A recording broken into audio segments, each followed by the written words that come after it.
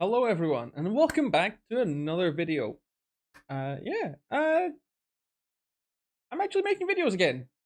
Kind of actually feeling good again. So it's nice to be back and actually doing regular content on here for you guys. And not just streaming whenever I get around to it. I actually have a fairly consistent schedule now on stream as well. So if you guys do want to watch me play World of Tanks live for you, then link's going to be down below. And I will usually stream on Mondays, Wednesdays, and Fridays. And usually between around 7:30 p.m. UK time, and usually go until between 10:30 p.m. to 11 p.m. UK time. Sometimes a little longer, depending on how I feel. And Fridays usually a little longer because I'm going into the weekend. I'll often stream to about 1 in the morning on those days if I feel up to that. Sometimes a little shorter. Sometimes around the same length of time as the other two midweek ones. Uh, as far as other days for streaming, it's very much do I feel like it sort of thing. Though at some point, what I might do is some streams of other games on Tuesdays and Thursdays, or just tanks if I feel like it. But for now, stream schedule over on Twitch is going to be Mondays, Wednesdays, and Fridays. If there's ever anything that kind of blocks those, you will see that on my Twitter down below or in the Discord. Anyway, today's video, we're going to be taking a look at the Foch 155. I have somewhat recently 3-marked this thing. It was in the previous patch, though, because obviously recently we've had 1.20.1 come into the game.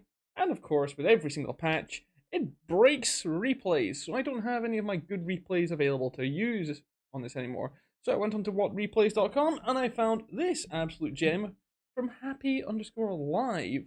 And so I wanted to do a review of this tank, and this game kind of shows a bit of everything on this tank, and I'll give you guys a quick rundown on the tank before I get into the match. Now, the Foch 155 used to be the tier 10 tank destroyer for the French tech tree for their tank destroyers, and when that tech tree was redone, this tank was uh, taken out and it was replaced by the Foch B. I had this tank from grinding that line out in the first place. So, unlike a lot of people, I didn't have to either get this tank as a reward vehicle for either drops, tokens, or bonds, or whatever routes Wargaming have brought in for people to get access to this thing in more recent times. Now, what makes this thing special? 3 shots for your autoloader, and as the name suggests, a 155mm gun with 750 alpha damage on your AP shells and on your high explosive anti-tank shells. Your HE shells also have 90mm of pen for 1100 alpha damage, so you do still have a utility for those. But obviously after the HE changes, they're not really worth using unless you have intuition and if there's something squishy in front of you. The AP shells, meanwhile, have over 290 pen. There you go, 293 to be exact, and the high explosive anti-tank, 395 millimeters. So very, very good pen levels for every shell, and they all fly at the same speed. So you only have to learn how one shell flies to be able to use all of them effectively. And as far as how this tank is to play, it's very much a support tank. You are not a frontline armored TD. Now, it used to be before the uh, Object 268 version 4 came into existence. This was actually one of the more heavily armored TDs, certainly from the front, and but had very glaring weak spots, as you can see. Now, the upper plate is actually pretty strong on this. You know, straight on, it's about 300 to 310, maybe a little over that, in terms of effectiveness on a lot of the upper plate. And depending where you hit. And of course, you've got this big gun mantlet, which can shrug off shells pretty effectively. And these parts here are also auto bounces. So, yeah, and also you've got the top part there, which is also an auto bounce. Lower plate is, of course, a weak spot. That is normal. And then you have, in my opinion, one of the biggest problems with this tank, the cupolas. Now, these are the parts that make this very awkward to play up close or even at mid-range where people can very easily hit you. This is the problem one. Not so much this one. No one really aims for that one. It's quite rounded, so there are some angles where shots will bounce off of that. But it is also the smaller of the two, and yeah, this is very, very weak. You can in fact get penned very easily by Caliban High Explosive, BZ-176 High Explosive, and it's, yeah, I think it's only like 130 to 150 effective on the front of here. At best, probably even less. I'm going off of memory here for this one. But obviously you can go and have a look on tanks.gg anytime you please.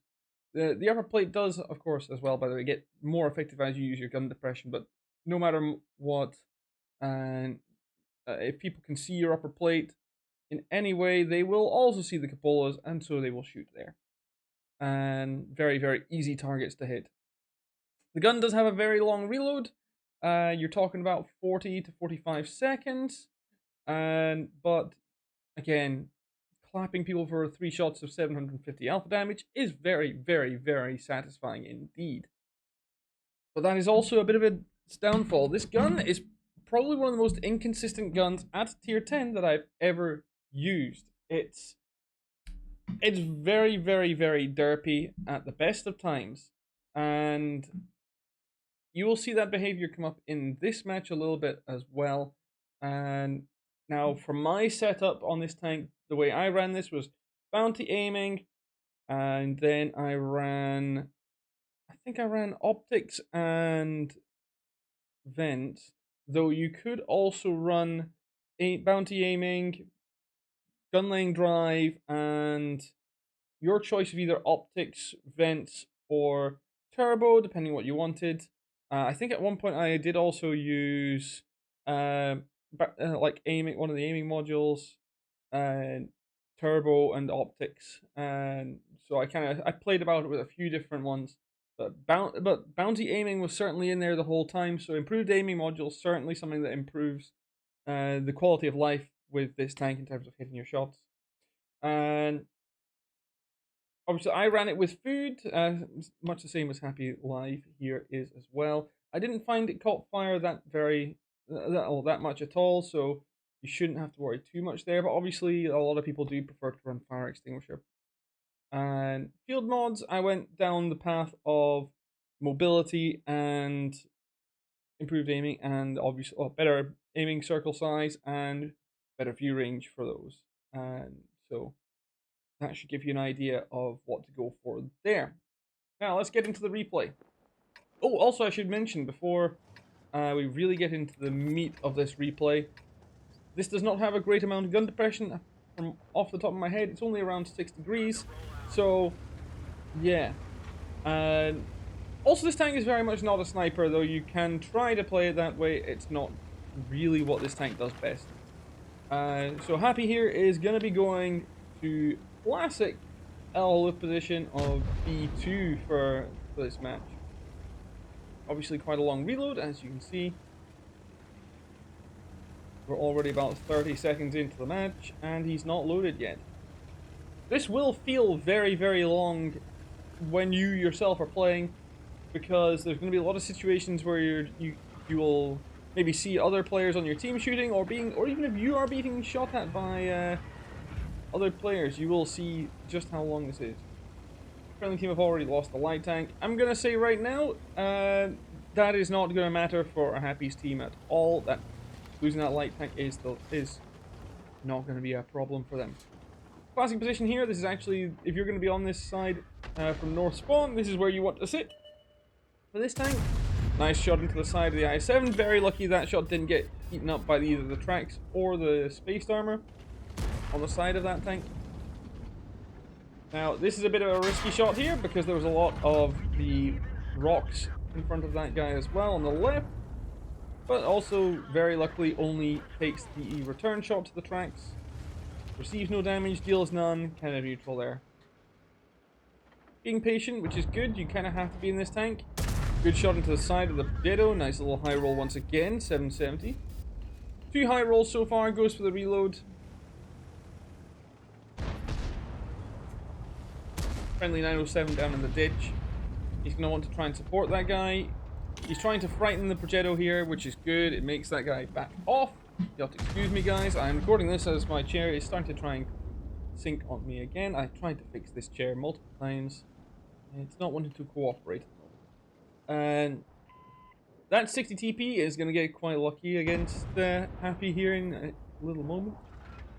Because he has been firing heat so far, so he's fired one clip of high explosive anti-tank. And watch this, this should be a green pen. Actually misses where he actually points and goes off to the right. It looks somewhere onto a non-pen. Oh, big mistake by the Hori 3 into the flat side. High roll for 891. And a fire, that's very tasty.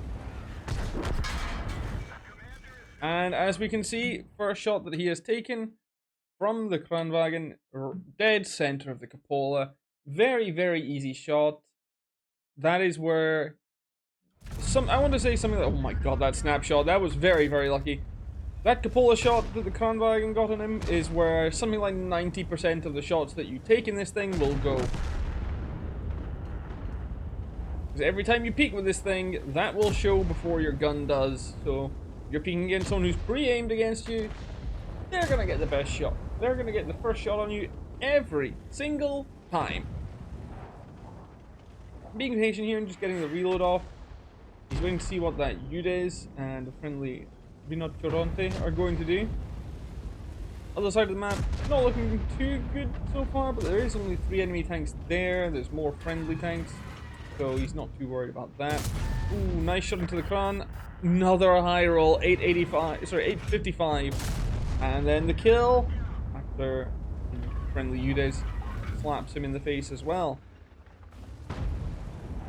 And then at this point, there's not really much you can get a good shot at.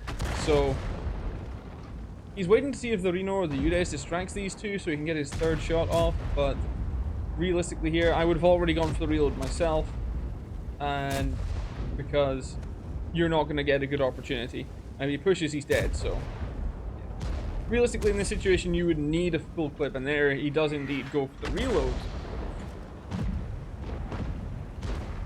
Again, just playing patiently, which is you have to really be patient with this tank and just wait for your opportunities to not necessarily get the full clip off, but just take each shot that you can when possible. He's ignoring the 268 because he is going to die before he reloads, as we can see. He's waiting here just to see if that IS-7 dies to one of his teammates. Enemy mouse obviously is proximity spotting him, but naturally the mouse does not want to get hit by this gun. He wants to see if that IS-7 dies. Friendly U-100 is peeking. Ooh, and the Udes gets the kill. So, oh, and the mouse fires as well. This is not going to be fun for that mouse. 800 to the front of the mouse there, and oh, a low roll this time, finally a low roll. 698. Now, this is a point in the match where I was just like, me and this guy share same brain. We both hate artillery. So, while shooting the mouse would have been the better option for him in terms of damage for gun marks, or even just to not lose as much health here, I think we can all agree that you know, the whole F-arty sentiment is appreciated here. And now the mouse dies to the friendly mouse. So now we're once again on the reload. Enemy PvP and Manticore have tried to push up the other side, but it looks like they haven't gotten too far, and there are plenty of friendlies over there to deal with them. Enemy Gorilla spotted. There's still a 268 that has never been seen. And of course the remaining artillery, and the Bat Chat. The Bat Chat has not been seen in quite a while. And the 268 has just been spotted. One of the friendly arty dies. But at this point, positionally, Happy's team have the advantage. This should be a nice easy shot on the Gorilla here. Oh, he didn't aim that. That was very lucky. It's a bit of spotting on the object as well. I can. Oh, and there's the bad chat on very little health, but that's two shots that you really don't want to be taking. Those are both high rolls from the bad chat as well. Straight into the side. Friendly team back at his own base are cleaning up over there, however, so this is just a case of seeing what more damage he can do. Because, spoiler alert, there's not much left of the enemy team here in terms of their ability to fight back. So, he is making the right decision by not reloading, because that would be greed, and he wouldn't have a good chance of getting the last couple of shots that he wants in. Enemy TVP still at the friendly base. He's going to go down. There's the remaining arty. There he goes. Gives it a couple of seconds to get at least partially aimed. And, spoiler, that bad chat is going to go down in a second and it's not going to be too happy. So, I don't remember who gets the bad chat here. It was either the E100 or the mouse. Happy here, just trying to get the last bit of damage. There is the bad chat behind the rock. And the mouse takes it. Almost 7,500 damage. 4 kills. Very well played to Happy. Showing that this tank is a very good tank in the ambush role. And in the support role. But as you can see, you know, with both the shots that hit his cupola were dead center. This is what I mean. This is a very, very easy shot to hit. Admittedly, the mouse one was point blank. But you can also see that another one actually hit that little bit here. That actually was a roof hit. Unless that's just the mouse shot going straight. That's just the mouse shot going straight. Okay. These damage markers can be really troll at times. But yeah, that's just this shot here being reflected there. And both the bad chat shots were here, as you can see. But yeah, guys, Foch 155. Is it worth the bonds? I would say no. If you want to have something that is going to be reliable as a tank and is a very kind of intuitive tank to play, because this tank is very much not very intuitive to play. It is very niche, but if you guys want to have something unique in terms of the gun, yeah, certainly. It's just not reliable in terms of hitting its targets. Even with those pen values, you're gonna have times where a shot's gonna miss like where you aim, but still hit at like an auto bounce angle or just a bit that's a bit too thick. And yeah, you're gonna be a little disappointed with the shots at times. But those times that you do get a full clip of 750 alpha damage shots into someone, beautiful. And even better if you get to have an HE clip into a few tanks. Back in the day when I was playing this tank with full HE, I did two-shot a few tanks. I two-shot full health T57 heavy at one point and a full health Badger at one point.